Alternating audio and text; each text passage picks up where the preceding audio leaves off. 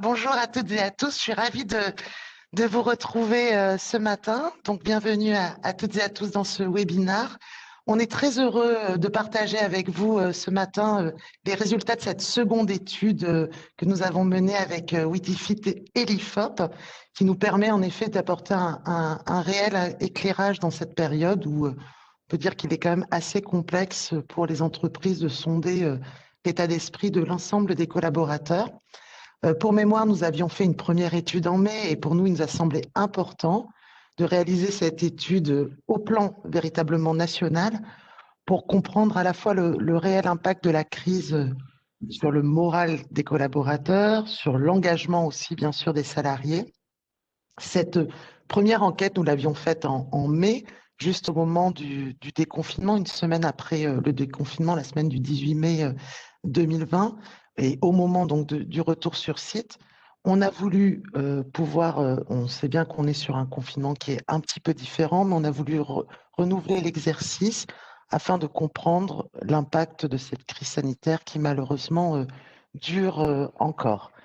C'était pour nous important. Donc, nous allons retrouver, comme nous l'avions fait lors de la première enquête, Thomas Cornet, qui est cofondateur de Witifit, avec qui nous avons le plaisir maintenant de travailler et d'animer beaucoup de réflexions au sein du groupe CSC Saint-Honoré en lien avec Witifit.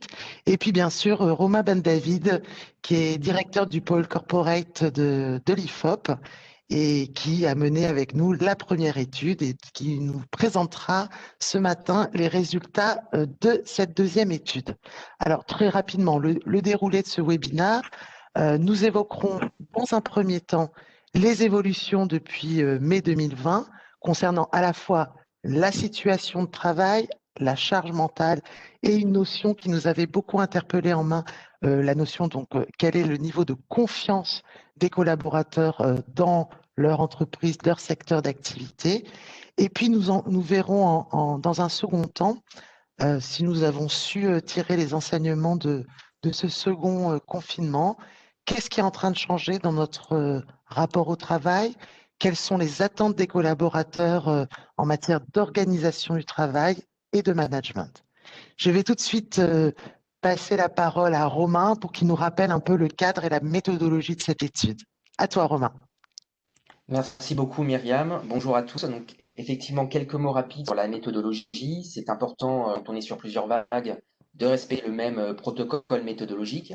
Donc, nous avons interrogé cette fois-ci un échantillon représentatif de 1006 salariés, donc un échantillon suffisamment large qui va nous permettre de lire les résultats en fonction de catégories de salariés liées à leur secteur, liées à la taille de l'entreprise, liées à leur fonction, mais aussi en fonction de leur situation de travail. Est-ce qu'ils ont plus télétravaillé? Est-ce qu'ils ont plus été présents sur site? Alors, comme tu l'appelais Myriam, l'enquête a bien été réalisée. Donc, elle a été réalisée du 17 au 22 novembre 2020, donc en plein second confinement. Et on rappelle que la première avait été réalisée juste à l'issue du premier confinement, entre le 18 et le 22 mai. Donc, ce sera vraiment intéressant d'analyser les évolutions, ce qui s'est confirmé, ce qui a évolué entre ces deux périodes cette année hors norme. On y va directement. Donc, je vous propose tout de suite de découvrir les évolutions depuis mai 2020, en quoi la situation de travail, le moral, la confiance dans l'entreprise a évolué depuis mai dernier, alors que nous le savons tous, nous sommes quand même dans une période qui est assez hors norme, où nous le voyons, tout peut bouger extrêmement vite. Première question centrale de cadrage et première évolution forte. Malgré des règles de confinement qui étaient proches du premier, au moment de la première étude, la situation de travail a quand même considérablement évolué entre les deux confinements. Romain, est-ce que tu peux nous apporter quelques éclairages par rapport à ces premiers enseignements? Oui, on est sur un premier enseignement fort, puisque pour rappel, pendant le premier confinement, on avait trois situations à peu près similaires en termes de répartition des salariés, avec en gros un tiers qui était resté le plus souvent sur site, un tiers qui avait télétravaillé et un tiers qui est en arrêt partiel ou total d'activité. Cette fois-ci, on a une nette majorité des deux tiers des salariés qui déclarent avoir le plus souvent travaillé sur site, donc sur leur lieu de travail. Donc c'est une hausse impressionnante de 39 points par rapport au premier confinement, alors que les règles sanitaires sont à peu près les mêmes, sont proches, c'est-à-dire que le télétravail est fortement encouragé quand il est possible. Du coup, en contrepartie, le télétravail comme situation vécue souvent diminue. Il ne concerne plus que 19% des salariés. Alors, ça reste bien sûr supérieur à ce qu'on voyait avant la crise sanitaire, où on était à peu près sur un ordre de grandeur de 10-12%, mais c'est inférieur au premier confinement où on était à 33%. Et puis chute aussi de l'activité partielle, qui ne concerne désormais que 7% des salariés contre 19% en mai dernier. Donc, bien entendu, si la majorité des salariés sont restés sur le travail, ça recoupe une grande partie des différentes catégories de salariés. On remarque moins que les cadres se distinguent, puisque c'est une des rares catégories à minoritaire sur cette situation, et une majorité de cadres ont continué à travailler. Inversement, parmi les catégories de salariés qui ont plus travaillé sur site, plus que ces 69%, on retrouve des salariés des secteurs BT construction, de l'administration, mais aussi, et c'est un des enseignements de cette nouvelle vague, des salariés qui ont malgré tout aussi télétravaillé. On voit que 42% des interviewés qui ont travaillé au moins une fois chez eux, un jour par semaine, ont aussi travaillé sur leur lieu de travail. Donc il y a une souplesse dans l'organisation du travail qu'on voyait beaucoup moins pendant le premier confinement. On va peut-être passer à la prochaine slide. Il est intéressant de voir quand même que les échanges et les réflexions portent beaucoup aujourd'hui sur le télétravail. On voit bien que ce sujet qui monopolise l'attention par rapport à d'autres sujets, notamment d'organisation du travail, ne concerne qu'une minorité de salariés. Romain, sur cette slide, on voit bien qu'on a à la fois deux France, deux mondes, comme si le télétravail avait accentué cette polarisation sociale. Et on voit bien que dans la première enquête, ce qui nous avait beaucoup marqué, c'est qu'il y avait une nouvelle inégalité, c'est l'exposition aux risques infectieux qui était extrêmement présente parce qu'on avait beaucoup de situations, et c'est ce qu'on avait appelé toutes les premières lignes qu'on citait beaucoup. C'est vrai que dans ce deuxième confinement, on n'est absolument pas dans la même situation. Sur la fréquence hebdomadaire, justement, de télétravail actuellement, quels sont les enseignements que tu peux tirer justement de cette deuxième enquête? Alors, ce qu'on voit, c'est que non seulement, effectivement, le télétravail comme activité principale, comme situation de travail principale diminue, mais sa fréquence diminue également, même si c'est dans des proportions moindres, puisque comme on l'a vu, il y a pour beaucoup de personnes une alternance entre présence sur site et télétravail. On a cette fois-ci 37% des salariés qui ont été en télétravail au moins une fois par semaine. C'était 43% en mai dernier. Et inversement, donc 61% qui ne le sont jamais. Et comme tu le soulignais aussi, Myriam, on a la confirmation d'un clivage surtout social qui est assez important dans la possibilité ou non d'être en télétravail, puisqu'on retrouve parmi ceux qui sont en télétravail au moins une fois par semaine, une proportion beaucoup plus forte que la moyenne chez les cadres, dans le secteur des services, chez les habitants franciliens, les habitants de la région Île-de-France et dans les grandes entreprises.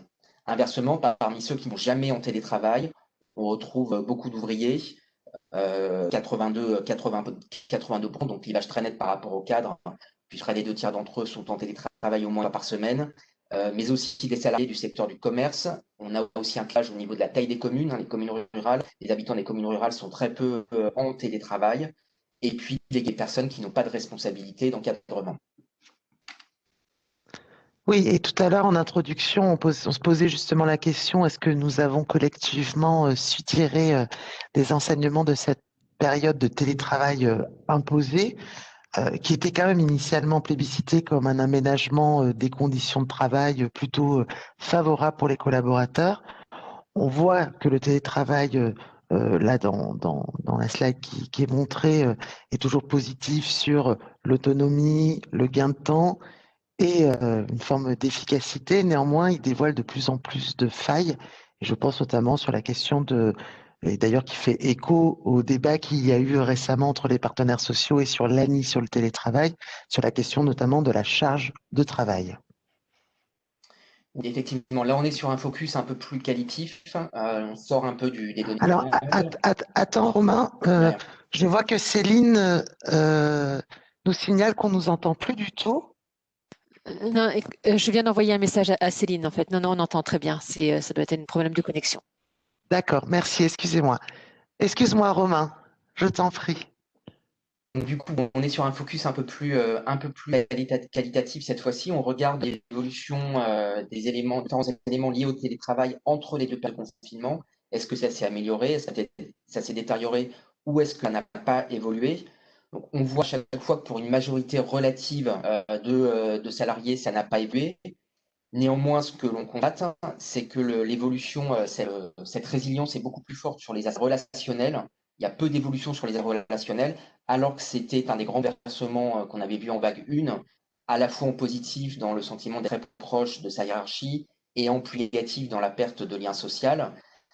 Cette fois-ci, on voit qu'une majorité de salariés nous disent que les choses n'ont pas évolué que ce soit sur la possibilité de passer plus de temps avec ses proches ou de la solidarité dans son entreprise.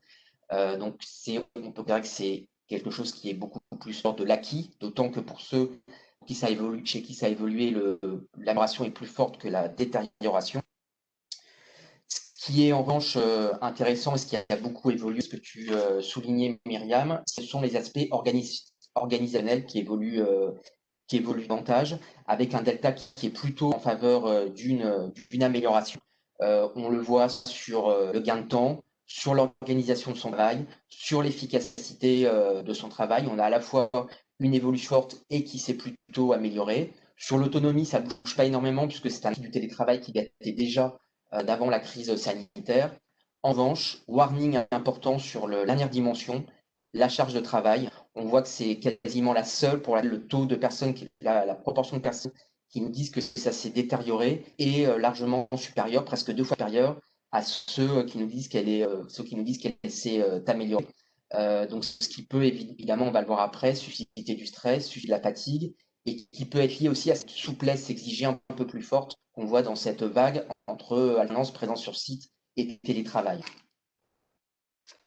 Alors, pour creuser cette question, nous avions, par rapport à May, posé une nouvelle question. Romain, je te laisse dévoiler les résultats puisqu'on interrogeait notamment sur le principal inconvénient dans le cas d'un recours plus important au télétravail. Oui, là, on a posé une question uniquement aux personnes qui étaient en télétravail actuellement, donc le plus souvent, pour rappel, un peu plus d'un tiers de l'échantillon. Et on leur a dit quel était le principal inconvénient. On a un peu une confirmation de ce qu'on voit régulièrement, c'est-à-dire que le principal inconvénient de loin est la perte de lien avec ses collègues, cité par 34% des interviewés, et surtout cité par ceux qui télétravaillent le plus souvent depuis le début du second confinement. Donc, ça devance de loin d'autres dimensions comme des difficultés techniques, une difficulté accrue pour séparer vie privée et vie professionnelle. Toutefois, cette perte de lien avec ses collègues n'est pas forcément que vécue négativement. On voit que ceux qui ont bien vécu cette période citent aussi cette perte de lien avec ses collègues. Donc, ce qui veut dire qu'on a un peu un constat sur sur le télétravail qui reflète une réalité un peu plus complexe qu'elle n'y paraît, avec parfois des contractions potentielles, puisqu'on apprécie d'un côté beaucoup l'autonomie que permet le travail, et en même temps on regrette la perte de lien direct, c'est un peu de sociabilité. Oui, on voit bien que ce n'est pas qu'une question d'outils, bien évidemment, et que le télétravail n'est pas un objet en soi, mais que c'est bien, et on le voit d'ailleurs depuis le début de la crise sanitaire, l'accélération du recours au télétravail nécessite donc véritablement un certain temps pour intégrer de nouveaux repères dans sa vie au travail. Continuons, peut-être, nous allons maintenant aborder la question de la nécessité de la présence sur site, et il semble que le travail sur site redevienne la norme, cher Romain. Exactement, Myriam. Donc, on a vu que 69% des salariés avaient travaillé le plus souvent sur site, donc elle correspond à la situation la plus vécue actuellement. Elle est cette fois-ci en adéquation avec le sentiment d'une présence nécessaire, puisqu'on voit que 86% interviewés estiment cette fois-ci que leur présence sur site est nécessaire, donc une hausse de 10 points par rapport à mai dernier, encore une fois avec des règles sanitaires règles de restriction notamment relativement proches. 77% nous disent même que leur présence est nécessaire au moins une fois par semaine, une hausse de 13 points par rapport à... Et sans doute l'enseignement le plus impactant, le plus marquant, c'est qu'une majorité des salariés, 55%, disent que leur présence est tout le temps nécessaire. Et ça monte très fortement à la fois chez les encadrants, mais aussi chez les salariés de certains secteurs qui est assez logique, comme l'industrie, le BTP ou la construction.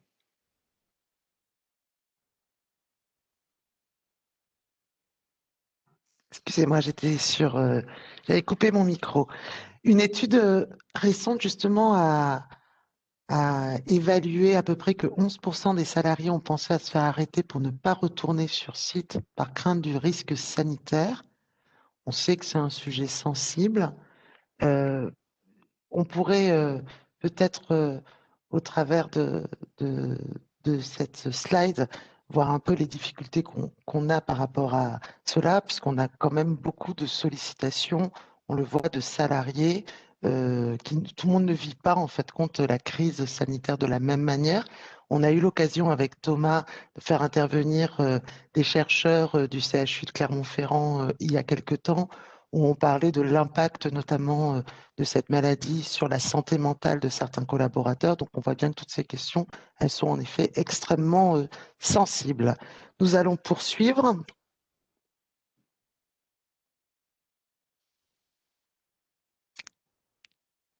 Alors, Romain, Oui, quel est l'état d'esprit actuel? On avait une question juste avant sur le respect par sa hiérarchie de l'obligation de télétravail.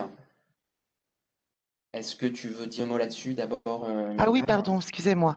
Ben oui, parce que si la présence est jugée nécessaire, ce qu'on peut voir, c'est qu'elle n'est pas toujours volontaire. Oui, voilà, c'est exactement ça. C'est-à-dire que nécessité ne fait pas forcément loi, puisque si beaucoup de salariés estiment que leur présence est nécessaire, on voit que 28% nous disent que leur hiérarchie ne respecte pas toujours l'obligation de passer en télétravail tous les salariés qui peuvent l'être. Et ce score monte même à 40% auprès des entreprises qui sont concernées par le télétravail. Donc, c'est quand même assez important. Ça veut dire pour 40% des salariés dont l'entreprise peut être en télétravail, il y a un non-respect des règles sanitaires et une infraction par rapport à ce qui est recommandé. Ça concerne beaucoup les salariés du public, les salariés aussi des grandes entreprises, les foyers où il y a la présence d'au moins un enfant, ce qui évidemment peut engendrer plus de stress. Et puis, on a une autre grille d'analyse. On voit aussi que ce non-respect est beaucoup plus souligné par les salariés dont la présence sur site est estimée nécessaire soit au moins une fois par semaine, soit une seule fois par semaine, beaucoup moins par ceux dont la présence sur site est nécessaire tout le temps.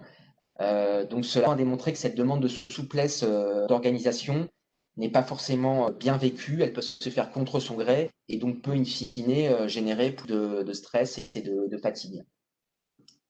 Oui. On est toujours sur ce sujet extrêmement sensible où tout le monde ne vit pas les choses de la même manière de fait. Les termes, quel est l'état d'esprit actuel? Alors, par rapport à mai, est-ce que cet état d'esprit a évolué ou pas? Alors, il a évolué. Là, on est effectivement sur la charge mentale des salariés. On a demandé aux interviewés parmi les suivants lequel correspond le mieux à la manière dont vous vous sentez actuellement. On a trois grands enseignements. Une charge mentale majoritairement négative qui continue à se dégrader et qui confirme aussi certaines lignes de clivage. Donc, tout d'abord, on a 65% des interviewés qui citent en premier un terme négatif. C'est une hausse de 5 points par rapport à mai dernier, donc une charge mentale qui continue à se dégrader, avec cette fois-ci le terme fatigué, qui est cité en premier par 28%, soit une hausse de 10 points. Alors c'est un peu normal si en novembre, quelles que soient les années, d'être un peu fatigué qu'en mai. Néanmoins, cette hausse de 10 points, rappelle, surtout si on rajoute la proportion un peu salariés, 6% également en hausse qui se déclarent surmenés. Seulement, donc seuls 30% citent en premier terme positif et la plupart des termes dits positifs en forme sont confiants ou motivés sont en baisse par rapport à mai dernier. L'autre enseignement, c'est on est toujours sur des lignes de clivage assez marquées, même si elle diminue un petit peu chez certaines catégories, puisque pour beaucoup, la charge mentale est majoritairement négative. Alors, on le voit notamment sur le clivage genre. Les femmes continuent à déclarer être un peu plus, à mettre davantage en avant un terme négatif. Mais la nouveauté, c'est que cette fois-ci, on a aussi une majorité d'hommes qui citent en premier un terme négatif. On voit un clivage un peu plus marqué entre agglomérations parisiennes, où les salariés citent un peu plus de termes négatifs par rapport aux salariés qui habitent dans des plus petites communes. Romain, je n'ai pas bien entendu. Au niveau de l'Île-de-France, il y a plus de termes négatifs, c'est ça? Exactement, un peu plus de termes négatifs chez les salariés de l'agglomération parisienne par rapport aux plus petites communes. C'est également le cas dans les grandes entreprises par rapport aux plus petites entreprises. Et puis on cite aussi davantage de termes négatifs dans les secteurs qui sont un peu plus impactés par la crise. Oui. Mais on le voit quand même, l'étude de mai avait quand même sonné l'alarme. Je vais reprendre sur les femmes et les hommes. Elle avait vraiment sonné l'alarme sur la charge mentale des femmes. Donc, on voit bien que là, on a toujours, parce qu'elles étaient confrontées vraiment à la double journée entre la scolarisation des enfants, le travail à la maison. On voit que cette étude, que l'état de fatigue et de stress des femmes est toujours aussi préoccupant, mais on constate quelque part que l'écart se réduit avec les hommes qui semblent de plus en plus affectés. Est-ce qu'il y a un impact, parce que la différence entre le premier et le deuxième confinement, c'est qu'il y a l'école quand même dans ce deuxième confinement, qui quand même change les conditions. On était quand même sur un télétravail imposé 5 jours sur 5, avec l'école à la maison. Donc, est-ce que c'est ça qui explique la réduction de l'écart entre les femmes et les hommes? Quelle est votre appréciation des choses, justement? Alors ça peut effectivement expliquer ce changement lié à l'école. Je pense aussi que c'est lié au fait que cette charge mentale présente au bout du deuxième confinement concerne de plus en plus de personnes, et c'est aussi quelque part les hommes qui attrapent, disons, cette charge mentale négative par rapport aux femmes.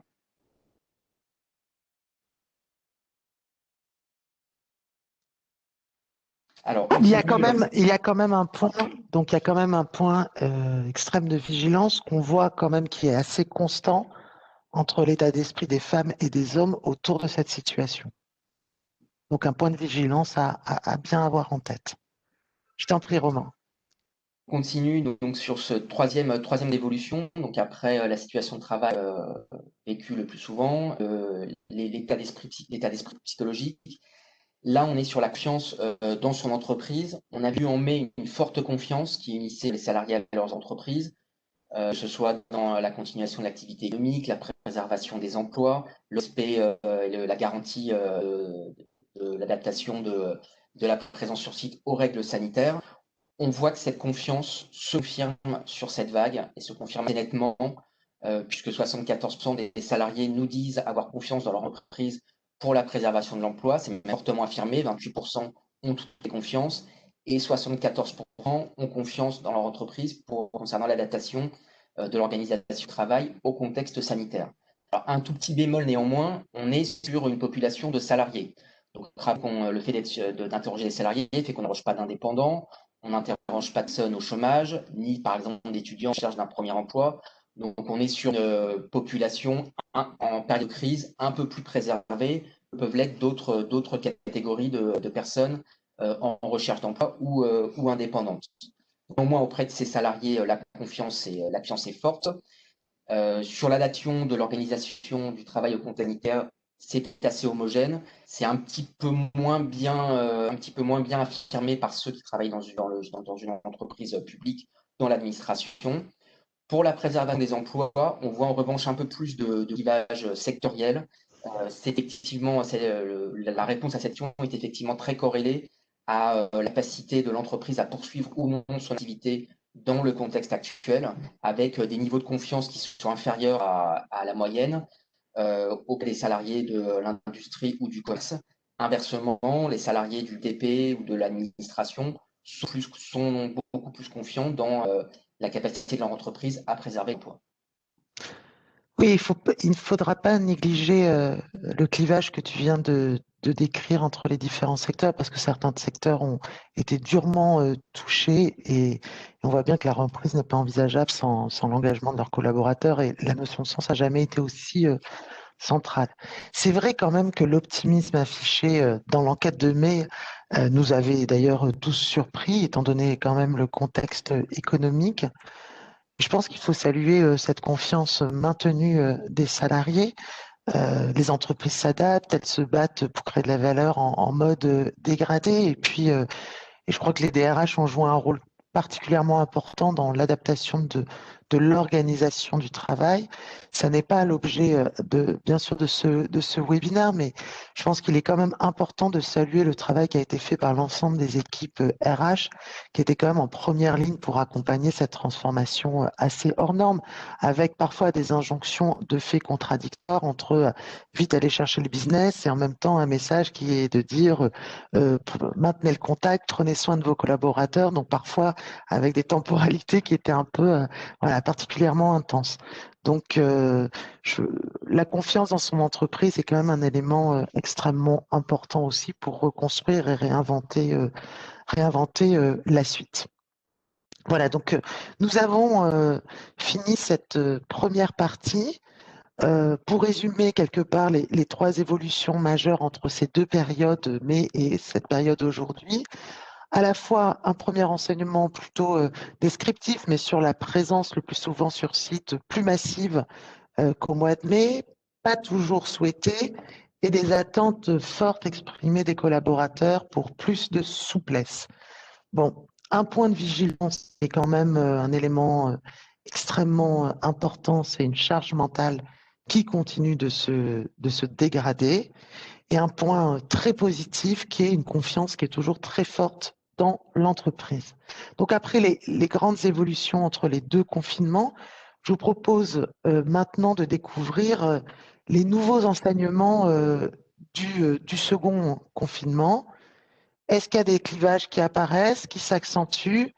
Quel est l'impact sur le rapport au travail?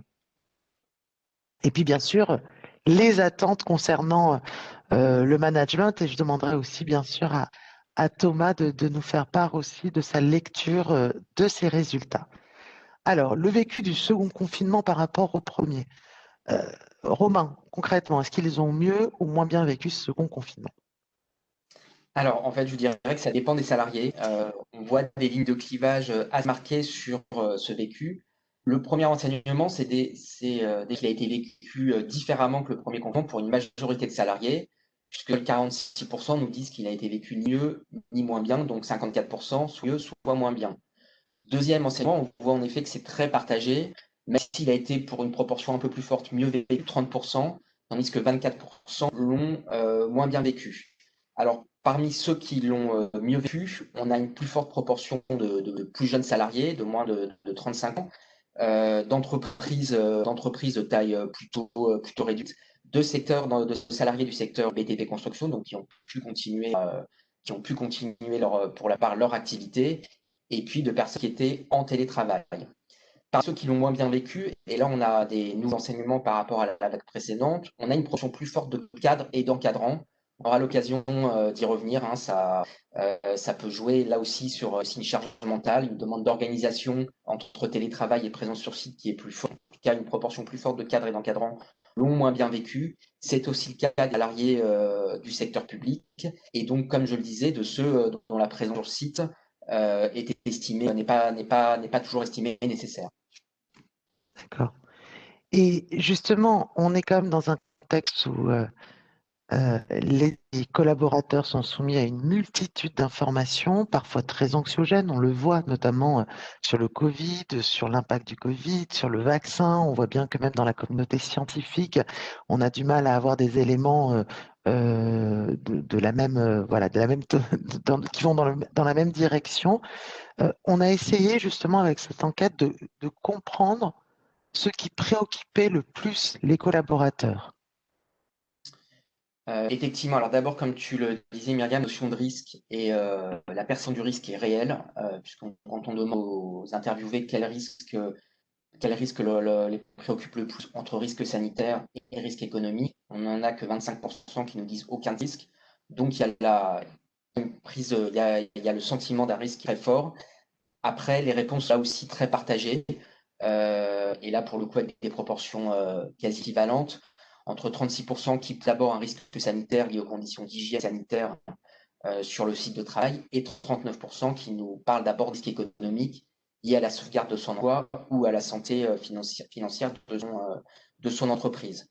Alors, si on regarde un peu quelle catégorie de salariés nous suscite davantage un type de risque en particulier, on voit que le risque économique apparaît plus prégnant chez les hommes, mais aussi surtout chez les catégories de population fragilisées par la crise économique. Donc, ça va être les ouvriers, les salariés beaucoup du secteur privé qui travaillent dans une TPE, dans une très petite entreprise, et aussi les salariés de l'industrie et du commerce, où on a même des scores majoritaires, alors qu'on est qu'à 39% en moyenne, qui pointent ce risque économique. De son côté, le risque sanitaire est jugé un peu plus préoccupant par les femmes, par les salariés du secteur public et par les salariés des grandes entreprises. Donc, clivage assez marqué selon la taille de l'entreprise et selon le secteur.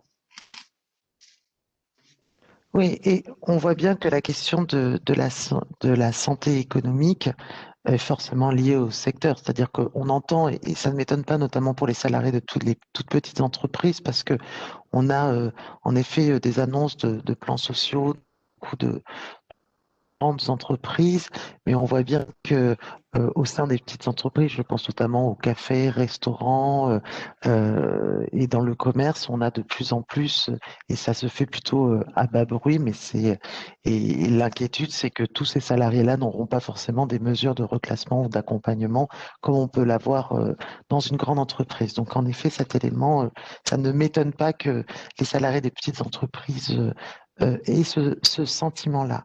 Autre nouvel enseignement, alors qu'une majorité de salariés, je crois à 58%, affirmaient en mai dernier que le premier confinement avait changé leur rapport au travail, ils sont encore 42% à exprimer ce point de vue pendant le second.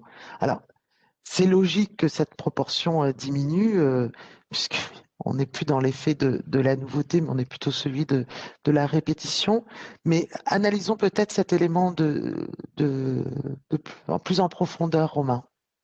Oui, alors effectivement, le rapport au travail continue à changer pour une forte proportion d'interviewés, 2% pour un deuxième confinement. C'est, comme tu le rappelles, pas négligeable, sachant qu'une majorité avait déjà dit que ça avait évolué lors du premier confinement.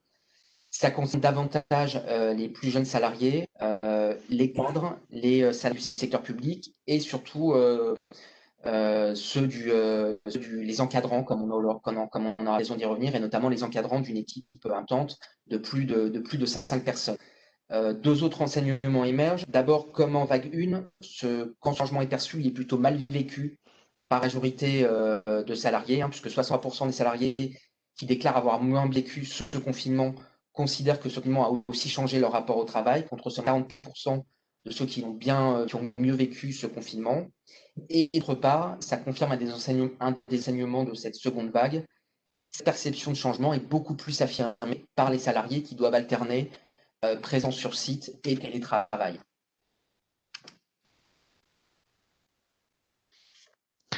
Justement, et si on creuse pour comprendre ce qui a changé dans le rapport au travail, on constate une nouvelle fois que cela concerne principalement l'organisation du travail, mais que le changement dépasse la sphère stricte du travail. Regardons justement les causes de ce changement. Effectivement, Myriam, pour les personnes concernées, la hiérarchie des raisons expliquant ces changements dans son rapport au travail est assez proche de la première vague. Les dimensions les plus clés sont le fait de concilier vie privée, vie professionnelle, changer son rythme de vie, faire davantage aussi de travail. Donc, on est beaucoup sur des volontés de changement qui dépassent le simple cadre du travail. Petite remarque sur le télétravail, on voit que ceux qui souhaitent faire davantage de télétravail sont déjà les personnes qui sont le plus en télétravail, ce qui confirme le potentiel de développement du télétravail réside plus dans l'accroissement de sa fréquence auprès de ceux qui le pratiquent déjà que dans son extension auprès de salariés qui ne le pratiquent pas. Et ça, c'est d'un des points qu'on a vu dans nos enquêtes de climat interne, c'est que beaucoup a fait entre les deux confinements pour les personnes en télétravail, que ce soit pour améliorer les liaisons, tout ce qui est la technique, les liaisons techniques, les liaisons numériques, que ce soit pour mieux aménager leur heure de travail. Et les autres personnes, les autres salariés, ceux qui ne peuvent pas l'être, ont le sentiment que peu a été fait pour eux en contrepartie par rapport à ceux qui peuvent être par ceux qui peuvent être en télétravail. Ouais, c'est un sérieux point de vigilance. Il y a aussi un vrai point de vigilance, je trouve, dans ces résultats, c'est que 17% des interviewés disent se sentir détachés de leur mission actuelle. Et ça, il me semble que c'est plus 3 points par rapport à la précédente enquête. Donc, on est légèrement en progression, beaucoup plus prégnant, auprès des plus de 50 ans, puisqu'on est autour de 21%. Donc, on voit bien là aussi qu'il faut y avoir une forme de point de vigilance par rapport à cette population-là. Et il me semble que dans le cadre d'études récentes que nous avons fait sur l'absentéisme, on voit bien un absentéisme perlé un petit peu. Cette population-là est souvent beaucoup plus absente en arrêt maladie qu'en absence de courte durée, mais on voit qu'on commence à avoir une certaine fréquence dans les absences de courte durée. Poursuivons justement. On le sait, et ça avait été une question extrêmement importante la dernière fois, cette période vient bousculer les codes, y compris sur le rôle des managers. On a depuis maintenant quelques années dans les études que nous avons menées, je pense déjà à la première étude que nous avions menée avec Jérôme Fourquet de l'IFOP sur la transformation des métiers en novembre 2019, on avait déjà un warning sur l'encadrement intermédiaire et sa qualité de vie au travail, enfin en tout cas un sentiment de difficulté, en tout cas un mal-être des managers, notamment de proximité. C'est quelque chose que nous avons vu également dans l'étude de mai. Et ce qui est intéressant, justement, dans les questions que nous avons formulées, c'est-à-dire d'interroger les salariés sur les attentes en matière de management. Et donc, c'est important de pouvoir le mener parce qu'à côté de ça, nous avons de plus en plus de demandes d'accompagnement, de formation en direction des managers. Donc, c'est important de savoir quelles sont les dimensions qui sont les plus attendues vis-à-vis des salariés. Alors effectivement, on voit dans nos différentes enquêtes, y compris dans celle citée, que la confiance est forte envers son N+1. Le lien est très fort. Donc ça génère effectivement du coup beaucoup d'attentes en contrepartie. Comme après le premier confinement et comme ce qu'on voit d'habitude, les salariés expriment d'abord un besoin de reconnaissance envers leur N+1. Donc ça concerne ceux qui sont présents sur site, qui prennent des risques, ça concerne ceux qui sont en télétravail, qui en télétravail, on a la possibilité de montrer concrètement ce que fait du fait de la distance géographique. Mais on a aussi la confirmation de ce qu'on avait vu en mai, qui est un rôle un peu plus psychologique du manager, qui n'était pas forcément prévu au début dans ses attributions, hein, puisqu'on voit qu'on attend aussi de lui qu'il soutienne son équipe dans les difficultés, qu'il soit à l'écoute des membres de son équipe, qu'il crée un climat de confiance dans son équipe, donc confirmation de cette tendance, et finalement d'un rôle du manager qui n'est plus devant qu'au centre, un rôle par rapport à son équipe. Ce qu'on voit aussi, c'est que chaque des dimensions, même les d'autres dimensions que de bien organiser le travail au sein de l'équipe ou de relayer l'information, sont citées par une proportion importante de salariés. Donc, ça témoigne des attentes plurielles et de l'exigence à l'égard de son manager, qui sont la contrepartie de la confiance qui lui est accordée. C'est à mes yeux vraiment un point central parce que on voit bien qu'il y a déjà dans plusieurs sujets, c'est qu'on sait bien qu'il y a une question de la reconnaissance pour les salariés français. Quand on regarde par rapport aux salariés britanniques ou salariés allemands, il y a ce besoin exprimé de reconnaissance qui n'est pas que salarial, mais qui est extrêmement important, d'attente de feedback, de séparation des feedbacks positifs, des feedbacks négatifs. Et cette dimension psychologique, redonner confiance, est un élément bien sûr extrêmement important, mais on voit aussi de plus en plus dans les études qu'il y a une forme de malaise des managers, je le disais tout à l'heure, qui passe quand même d'un contrôle par la présence à un contrôle de la tâche à effectuer. Bruno Mettling dit bien souvent, et c'était dans le cadre du rapport qu'il m'avait remis en 2015 sur l'impact du numérique dans le monde du travail, ce management quelque part du delivery. on a demandé justement de l'autre côté du miroir quelques mots sur les managers dont on vient quand même de signaler à la fois le rôle central et pivot. Alors, comment ils sont, qu'est-ce qu'on peut retenir de cette slide, Romain?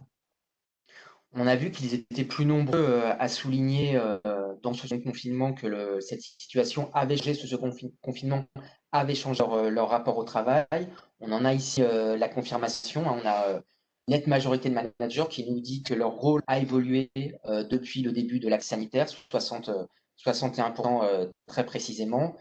Et puis les managers ressortent aussi fatigués de cette période, hein, autant que la moyenne des salariés. On voit que 64% des managers citent en premier terme négatif quand on leur demande de décrire leur état d'esprit. 66% pour ceux qui managent une équipe plus conséquente. Donc, on est à peu près dans l'étiage de ce qui est constaté pour les salariés. Donc, une charge mentale qui est aussi négative et dégradée pour les managers. On a vu aussi qu'une proportion plus importante d'entre eux avaient moins bien vécu ce second confinement. Donc certes, il y a une confiance importante envers son manager, mais ça veut dire aussi beaucoup d'attentes. Donc ils font beaucoup d'attentes et d'exigences, donc ils font sans doute preuve de beaucoup de résilience, mais il ne faut pas négliger en contrepartie cette charge mentale, cette fatigue qui s'accumule et qui est relativement importante. Oui, et d'autant plus que ces éléments, ça relève d'une base d'à peu près de 35% de l'échantillon, 34% de l'échantillon. Donc autant que la base pour parler du télétravail. Oui, exactement. C'est même suffisamment important. Représentatif. Et représentatif, pardon. C'est le mot du sondeur, bien évidemment. Représentatif, merci Romain. Mais c'est vrai qu'on le constate nous-mêmes aussi dans nos études d'absentéisme. Les managers sont de plus en plus concernés par les risques psychosociaux. Le taux d'absentéisme des cadres et des personnes qui occupent des postes d'encadrement a clairement augmenté ces dernières années. Et quand même, la tendance semble s'accélérer et ces statistiques à propos de la charge mentale viennent vraiment confirmer ces constats. Alors, je sais qu'on le répète et on le répète beaucoup. On l'avait fait avec, je l'ai dit tout à l'heure, avec les chercheurs du CHU de Clermont-Ferrand la dernière fois, mais c'est vrai que les managers ne doivent absolument pas être livrés à eux-mêmes pour gérer cette période inédite. Et il est véritablement important de les accompagner et de les aider. Je voudrais d'abord, on en a terminé avec cette restitution. Merci beaucoup, Romain. Excusez-moi, il y a ma machine à café qui se met en place automatiquement. Vous devez entendre un petit bruit. En excuser. Merci beaucoup à Romain et à son équipe pour vraiment tout le travail réalisé. Et je voudrais poursuivre l'échange notamment avec Thomas.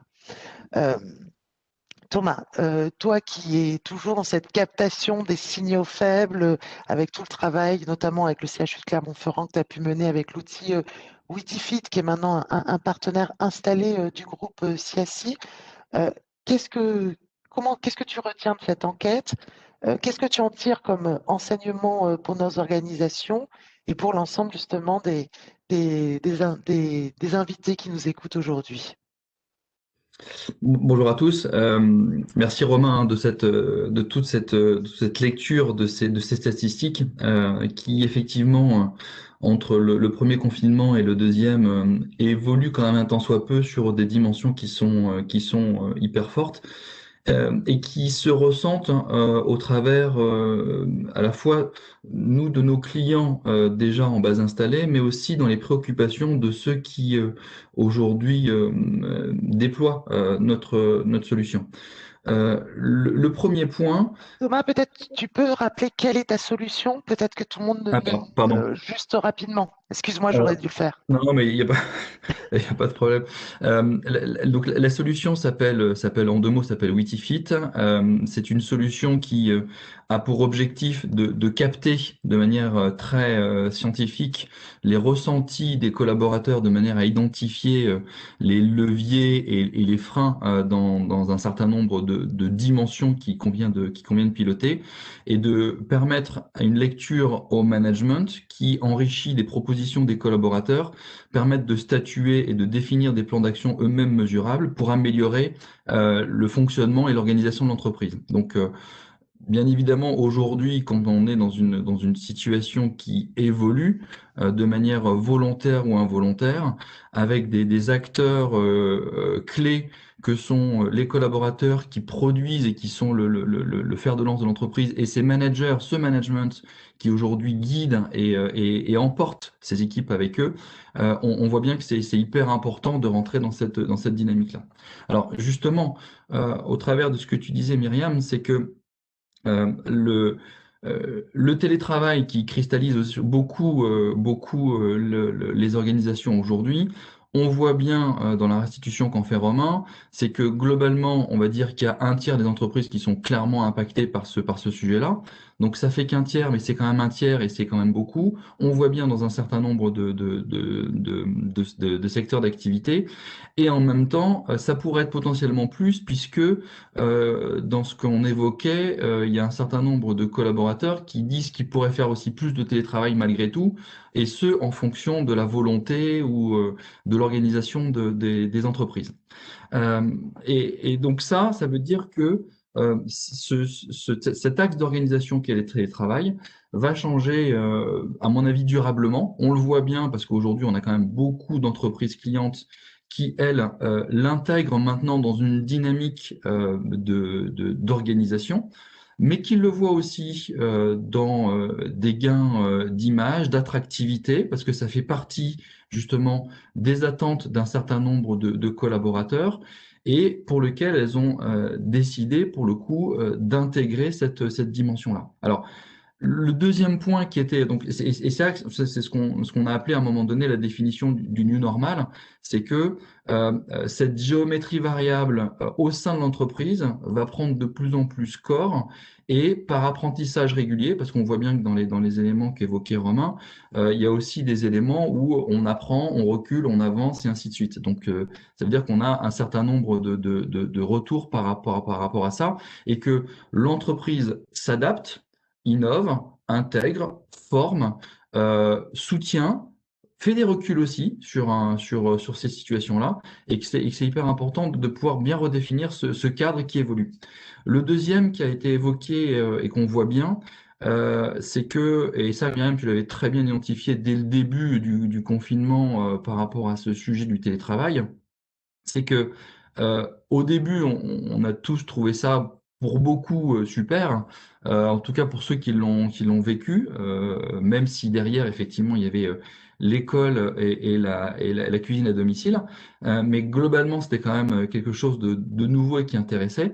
On voit que ça intéresse toujours, mais qu'il y a un effet aujourd'hui autour de la charge de travail et quelque part aussi des relations sociales, voire de l'isolement, qui sont les trois points qu'il faut impérativement piloter et suivre pour que derrière, la notion de télétravail reste un levier positif dans l'organisation de l'entreprise et puisse s'instaurer durablement. Donc, rien n'est parfait. Donc, effectivement, on change de format quelque peu, et ça intègre justement des adaptations, notamment au niveau du management. Et donc, ça, c'était le dernier point que Romain évoquait au travers de l'étude, c'est que de manière cruciale, le manager est devenu encore plus un pivot, puisque c'est lui qui, enfin, le management est un pivot, aussi bien le top management que le middle management que le management de proximité,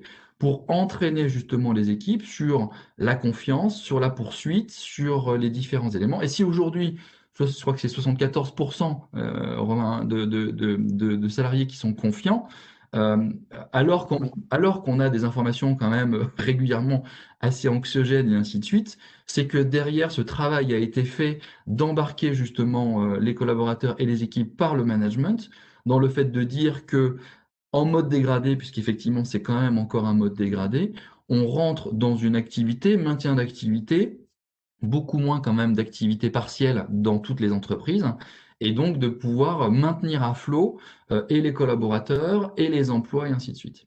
Et donc le troisième point sur lequel ça nous évoque pas mal d'éléments, parce que on le voit bien au travers donc alors là, de nos nouveaux clients, prospects et clients, c'est que il y a cette prise en compte maintenant de plus en plus formelle du fait qu'il va y avoir un axe de transformation à mener.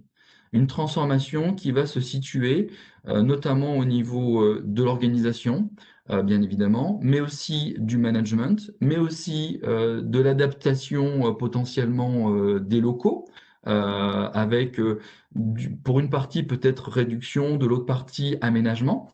Parce que qui dit télétravail dit bien évidemment, si on n'est qu'à un jour de télétravail par semaine, ça fait grosso modo, de manière très mathématique, et ça ne se traite pas tout à fait comme ça, mais 20% des locaux qui peuvent être réétudiés, réaménagés, remis différemment. Et en même temps, ça peut être une source, justement, dans ce clivage qu'on voit, où on a l'impression qu'on s'est peut-être plus occupé de ceux qui télétravaillaient, de ceux qui télétravaillaient moins, de pouvoir aussi rééquilibrer et diminuer ce clivage en permettant justement aux uns et aux autres, à ceux qui télétravaillent et ceux qui ne télétravaillent pas, de pouvoir bénéficier d'aménagements tant sur la qualité du travail que dans les espaces et que dans son organisation. Parce qu'il y a aussi un élément qui ne ressort pas dans l'étude parce on a décidé de pas la poser cette question-là, mais le télétravail, pour ceux qui ne télétravaillent pas, a aussi cet effet positif que ça limite les interruptions, ça permet d'avoir une qualité de travail qui est plus importante et de pouvoir avoir une notion beaucoup plus focalisée avec moins d'interactions discontinues qui aujourd'hui sont des perturbateurs au niveau donc de cette réalisation du travail et donc potentiellement du stress. Donc la transformation est réellement là. On savait qu'effectivement, en France, on était un peu en recul sur le télétravail, donc à quelle hauteur on va voir, mais effectivement, on va rentrer dans cette intégration beaucoup plus. Et bien évidemment, alors là, moi, je vais prêcher pour ma paroisse, mais je le vois définitivement, cette notion d'écoute, d'équiper les managers, qui plus est dans une organisation qui va de plus en plus s'organiser dans le delivery, puisque qui dit télétravail dit distance un peu plus forte, etc. Et donc être beaucoup plus dans la confiance et dans l'organisation du travail, sont effectivement les mots d'ordre que l'on voit dans les entreprises avec lesquelles on travaille ou avec lesquelles on discute. Merci Romain, c'est extrêmement clair avec aussi peut-être un élément, c'est que je pense que la situation, enfin, dans les points de vigilance que nous devons véritablement avoir, il y a bien sûr, comme tu dis, cette volonté de souplesse, d'autonomie et du plébiscite, et en même temps, une entreprise, c'est un collectif, et on l'a vu il y a 15 jours avec le CHU de Clermont-Ferrand, l'absence d'interaction sociale est un élément extrêmement important de dégradation de la santé mentale. Et donc, je crois qu'il faut garder aussi cet élément en tête, c'est-à-dire qu'une entreprise, c'est aussi un lieu d'innovation collective, un lieu d'interaction.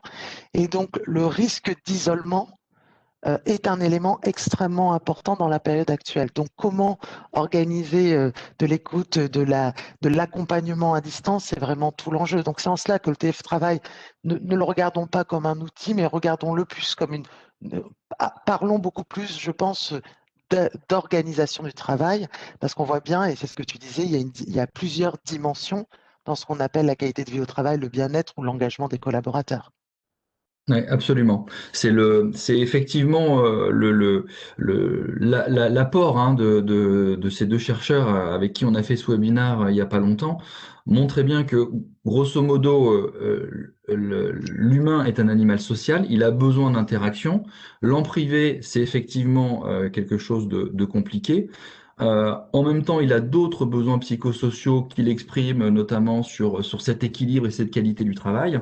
Et donc, cette géométrie variable et cette organisation du télétravail, d'intégrer le télétravail dans l'organisation, en pouvant justement favoriser des moments plus qualitatifs plutôt que quantitatifs, que ce soit de manière digitale ou en présentiel, rentre bien dans une animation d'équipe qui est réellement fondamentale et qui va traiter à la fois la performance, qui touche bien évidemment le besoin des entreprises, mais aussi ce côté gestion du risque psychosocial qui aujourd'hui se renforce très clairement, et c'est pas pour être négatif, c'est-à-dire que le risque psychosocial, c'est ce besoin psychosocial que l'homme ou l'individu ne peut assouvir ou ne peut pas assouvir, et donc pour lequel il faut lui donner des éléments, dont notamment la reconnaissance. La reconnaissance est un besoin psychosocial fort, parce que c'est ce feedback qui permet de faire évoluer, de comprendre, de partager, et de pouvoir de rentrer dans une dynamique positive. Et donc ces éléments-là, il faut impérativement qu'il y ait une lecture, une prise en compte et une animation par l'entreprise, par sa colonne vertébrale qui est le management, et par aussi une co-responsabilisation des collaborateurs. Et donc c'est bien cette interaction entre les deux corps qui va faire que l'entreprise va aller de l'avant et va s'aligner de plus en plus petit à petit sur ces dimensions. Merci beaucoup Thomas, merci Romain. Je vais maintenant passer la parole aux invités. Est-ce que vous avez des questions, remarques, observations? Tu disais alignement salarié-manager, je rajouterais même les partenaires sociaux. Alors, merci Myriam. Donc, j'ai une première question qui est le support sera-t-il communiqué? Donc, oui. Voilà. Deuxième question. Auriez-vous, quelles sont les évolutions entre mai et novembre chez les salariés aidants familiaux? Ah, c'est c'est une question qui est extrêmement importante. Je ne pense pas, on a les détails, je vais te passer la parole, Romain, mais je ne pense pas que la situation des dents familiales est quelque chose qui est renseigné.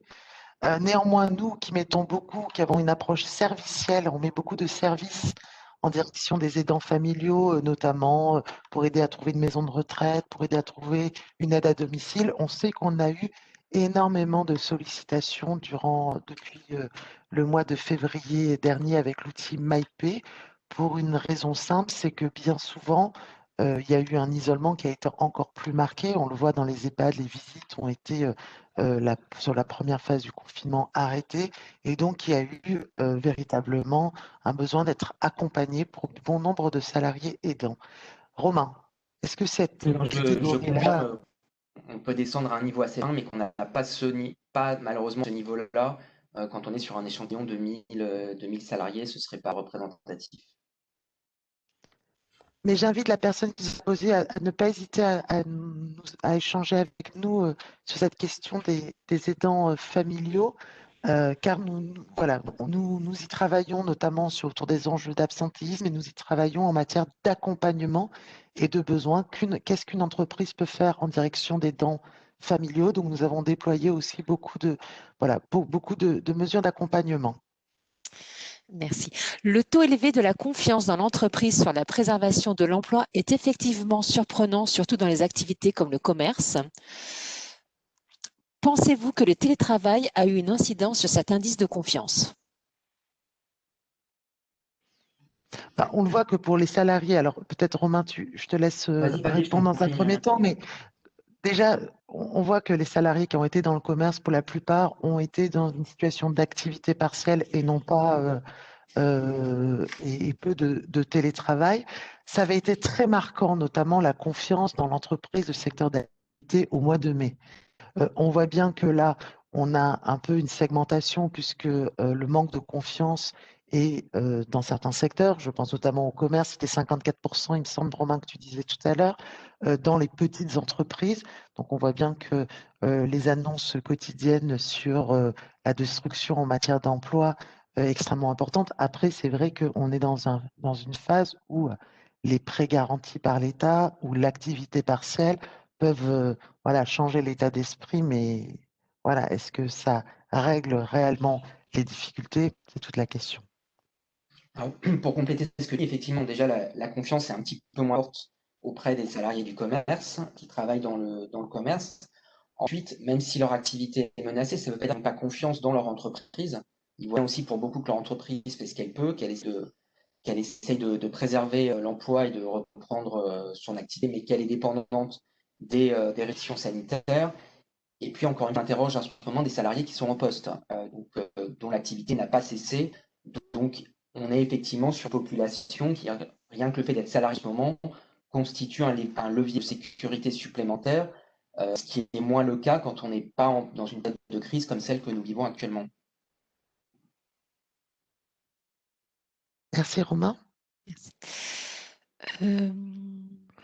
Ne pensez-vous pas que ces transformations pourraient être l'occasion de plus responsabiliser l'ensemble des salariés plutôt que de charger encore plus les managers en leur demandant de tout porter sur leurs épaules? Merci. C'est effectivement, enfin, sur ce point-là, de toute façon, ce qu'on voit bien aujourd'hui, c'est que quelque part, le télétravail a rendu une certaine autonomie, parfois obligée ou parfois souhaitée, sur l'ensemble des collaborateurs. Il est un fait avéré que aujourd'hui, c'est vraiment effectivement le collaborateur qui connaît son travail, ses sujets, ses difficultés, ses accélérants, les attentes marché, etc. Et donc, ça veut dire que dans le point qui est posé, je crois que c'est Romain qui l'a dit comme ça positionne en termes d'attente et ainsi de suite, ça positionne le manager non plus en haut, mais au centre. Ce qui fait que derrière, bien évidemment, si je suis au centre en tant que manager, j'ai besoin de mon équipe autour et bien évidemment, quand on parlait de faire cohabiter, de faire mieux cohabiter les deux corps, le corps managérial et le corps des salariés, c'est effectivement ça, c'est-à-dire redonner à la fois des niveaux de responsabilité, de décision et d'action, entre guillemets, au plus bas niveau hiérarchique, pour qu'effectivement la roue se réengage, mais ce qui est effectivement, en termes aussi de confiance, quelque chose qui est fait de plus en plus, parfois de manière forcée, parfois de manière volontaire, en fonction de comment la culture de l'entreprise va se positionner par rapport à ça, mais qui contribue justement à ces éléments. Donc la réponse est clairement oui. Oui, puis si je peux me permettre, notre volonté n'est absolument pas de charger les managers, mais bien au contraire, de dire que là, on doit avoir un point de vigilance vis-à-vis des managers, parce qu'on voit bien que en termes de charge mentale, en termes parfois d'injonctions contradictoires, voilà, il y a un malaise des managers. Et donc, c'est une population aussi qu'il faut impérativement accompagner. Euh, il y a une question qui intervient sur est-ce qu'on a observé une hausse de l'absentéisme entre les deux confinements.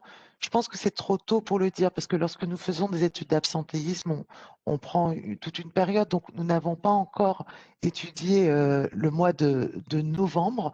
Dans le cadre des études que nous menons, bien évidemment, nous y travaillons. Donc, nous sommes extrêmement vigilants à la fois sur la saisonnalité depuis toujours, mais on regardera bien sûr ces éléments-là. Et donc, nous n'hésiterons pas à vous répondre dès qu'on aura les premiers éléments d'études d'absentéisme post-second confinement.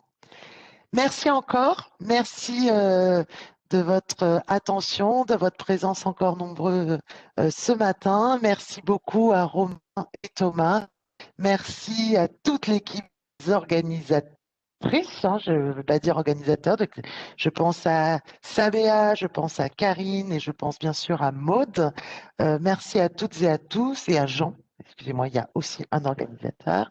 Merci à toutes et tous et nous vous souhaitons voilà, bon courage pour la suite. On sait que les temps sont intenses et encore bravo pour votre travail au quotidien parce qu'on sait que la mission est parfois extrêmement complexe. Bonne journée, merci encore. Merci Romain, merci Myriam, bonne journée. Merci, au revoir. Merci, au revoir.